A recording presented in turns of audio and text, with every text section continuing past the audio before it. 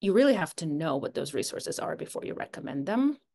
Some of them have a heavy faith-based kind of flavor to them, which speaks to a lot of families. And so we say that. And again, you kind of know before recommending resources, you would gauge what to recommend.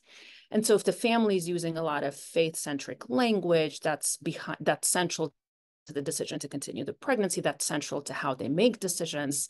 They put all their trust in God. Like, I'm very open to recommending something like the perinatalhospice.org.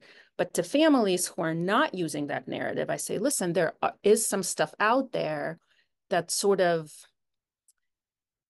creates not a conflict, but it sort of it creates like a binary choice. To interrupt the pregnancy is bad and to continue it is good. And there is some faith narrative around that, which is true for many people. If you're okay with that, then this is a fantastic resource. If that really turns you off, I just have to warn you that that stuff is out there, and that's okay. And then for trisomy 18 and 13, we say, a lot of those resources are by the parents. And so you have to ask yourself a question: who are the parents who would put that out there? And it's often the parents who want to advocate for survivorship of their children. So they've already sort of self-selected into that camp of they've continued the pregnancy, they wanted interventions, and these are the stories they're sharing. It's actually rarer to hear from parents who didn't do that. So if you're on the fence, and I recommend this resource to you, and all you're going to read is the story of survivors, that's not really fair because you're actually on the fence. So let's talk about how social media in general is biased and only people who want to share. And it's harder to share about a decision of hospice or termination. And let's talk about that.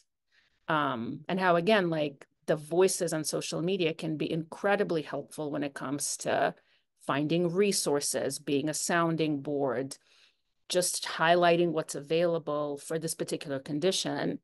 But they can also be hurtful in generating guilt because you're not going to use some of those resources that people tout.